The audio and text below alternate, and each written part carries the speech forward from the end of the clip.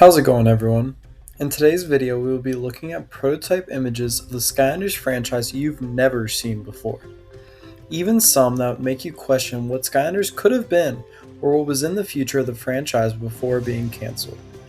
But before we begin, thank you all so much for 500 subscribers. This channel has been doing incredible as of late, and I couldn't do it without all of you. Also, if you want to join a community to talk all things Skylanders and get more background updates from my Nuzlockes and projects, make sure to join my Discord. Link is in bio. Anyways, back to the video. First, let's talk about Spyro's Kingdom pre-SSA era. Spyro's Kingdom is actually well documented, and gameplay was even shown, as I'm playing it right now, by Toys for Bob for SSA's 10-year anniversary. At first, Toys for Bob was on a huge time crunch. As you can see here in this photo of the website, it said it would be releasing in July 2010. We also see Spyro with a different design, and personally, it's so much uglier than the final product we got. You think Spyro fans were angry at the SSA design? This would have made them burn Toys for Bob headquarters down. Also, you can see Tarklops, who, if you don't know who that is, he was in development for a while, but later was replaced by Zap. We even see him in the early drawing of what the Wii cover would have looked like for the case of Spyro's Kingdom. Ghost Roaster's doing the absolute cinema pose there, and then also we have Bash, who actually looks exactly the same. He must have been the first Skylander to finish the designing phase. Also, in this old packaging mock-up, which let me say, those are not aesthetically pleasing, you can see a prototype human wizard. He ended up being replaced by Double Trouble, and I think his name is Haldor. He was the NPC that was in Empire of Ice. So it's really cool that they reuse models like that when they end up not becoming Skylanders. I think that's really... And they did the same thing for Dragon's Peak as well. The red dragon was actually supposed to be one of the Fire Skylanders. So in these early Spyro's Kingdom mockups, we can see each minion, which was the name of Skylanders at the time, being considered. Vathek, the evil boss in Dragon's Peak that we see in the DLC, can be seen in the Undead section. Hex is written down as Goth Girl, it's funny. And Camo has his original design, which, fun fact, was in the first SSA trailer for like 0.2 seconds.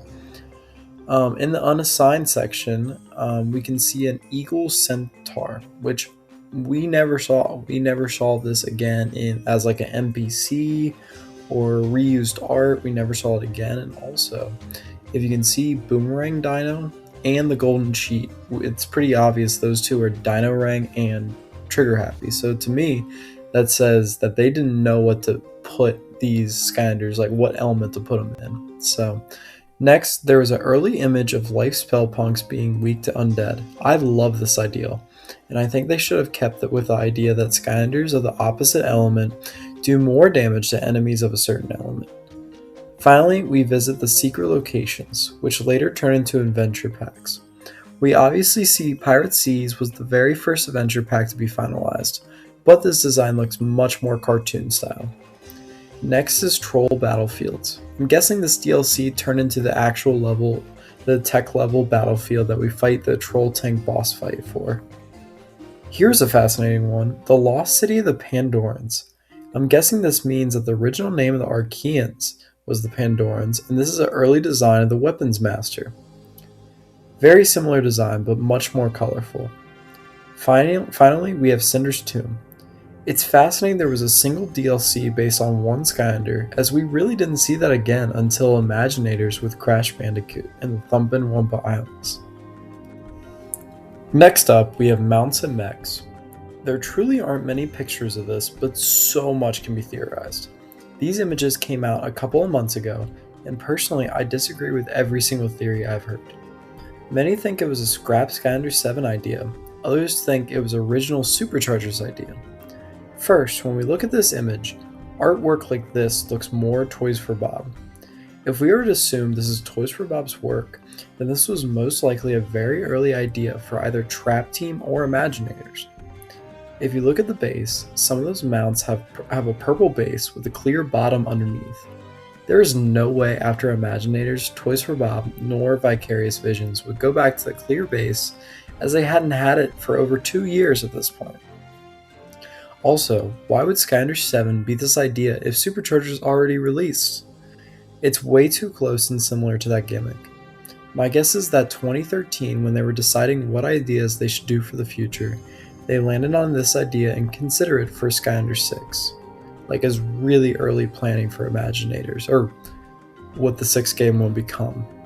But when Vicarious Visions came out and did vehicles for Superchargers, this idea was scrapped. I love the designs of the mounts and mechs, but personally I don't think it would have been a good standalone gimmick.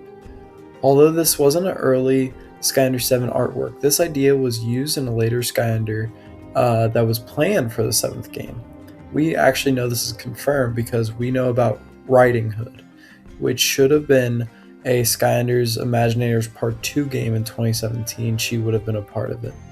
We've seen her file in Crash Bandicoot It's About Time game, which I know Toys for Bob used early parts of Skylanders 7 to build that game.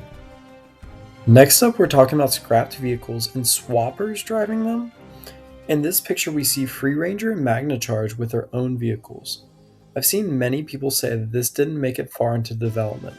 But if you think of the two Superchargers with the most concept art of a different element, it's Light High Volt and Dark Stormblade. They were switched to Tech and Air, the same elements as Magna Charge and Free Ranger. Coincidence? I think not. Truly though, the idea of revitalizing the gimmick characters and using them as variations for a new game would have been a great idea. The toys wouldn't even have to swap, rather than have locked in tops and bottoms. Also, real quick, there is an Archean copter and an early version of the Tomb Buggy. At least that's what it looks like.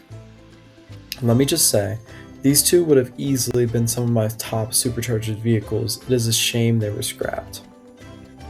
Next, we have the Skylanders Avatar. It is insane no one is talking about these images. They didn't really have a name, but I'm giving these two the name of the Avatar since they are controlling all the elements. The first one looks horrifying and obviously never meant for the outside world. But the next images actually looks legit and an idea they might have sold in stores. They could have had a normal type Skylander, but you can select what element they would be when they placed on the portal. Also, what's interesting is we don't see light and dark in the Avatar's line of powers. So to me this says this was probably made by Vicarious Visions just based on the way the artwork looks, and maybe an idea for Superchargers before Light and Dark were revealed by Toys for Bob for Trap Team. So I'm thinking maybe like late 2013, early 2014 is when this image was made. That's just my guess though. Finally, I saved the best for last. Kaos? Kaos went through a lot of concept work, and well, I mean, he's the main villain, so of course they need to. Toys for Bob knew that design needed appeal to where kids would be drawn to defeat, but also connect with him, as this was the villain that appeared in every single Skylanders game. In these drawings, Kaos was terrifying to say the least.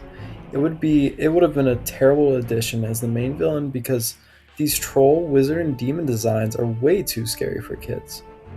Later, Toys for Bob came up with the orc design. This design got farther in concept art as we actually see this design in the back of the Leviathan. If you don't recognize this, we actually see this in the Water Source boss fight in Leviathan Lagoon in SSA. Over time though, there was a human drawing of Kaos which is very similar to the design we know today. Once it was decided he was going to be human, there were different body types they considered as you see now on the screen. These concepts were actually used as Kaos's faulty clones in the final Imaginators level before the Kaos fight. I love it when gaming companies use concept art from years before as it gives life to an idea that was originally scrapped and never to be used again. Once the vote was settled and the bottom left body build was chosen, this concept Kaos art that we see everywhere from the games was born. They actually have him in a bunch of paintings and like Kaos's castle and just like around all the games. Next up we have the concept Kaos traps. Now there are two concept Kaos traps that we know of. The Magic Kaos trap and the Kaos Axe trap. I'm torn between these two and which concept was considered first. I know Kaos was going to be the Magic Doom Raider for most of the Trap Team's development, so that would make you think that the Kaos Axe trap would be considered after. But since we got Kaos's face as the final product, wouldn't that make you think Toys for Bob wouldn't have changed it to the axe mold? Let me know what you think happened there in the comments below. Finally, I left the weirdest prototype for last, Robo Kaos. I don't even know what's happening here. We have Kaos with a doctor. He has doctor-looking glasses on his head, which itself is hooked up with tubes to his giant robot body. And then the robot doesn't even have legs. He instead has this UFO-looking bottom that probably lets him hover around. I have no clue when this concept was ever even considered. I'm guessing that this would have been a Kaos's final battle form, similar to Traptanium Kaos, Robo Kaos. But even then, when would Kaos have gotten his head hooked up to a robot body? I mean, maybe you can say it's similar to the Archean Kaos, but it just doesn't fit the lore at all. Anyways, these concept arts are just so fascinating to me, as it gives you a behind-the-scenes tour of the development of Skylanders. As many ideas from series we all know and love never got the spotlight in the public eye.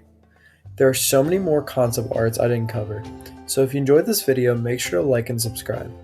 If this video does well, I will make sure to be making this a multiple part series. Thank you all for watching, and I'll see you all in the next video. See ya.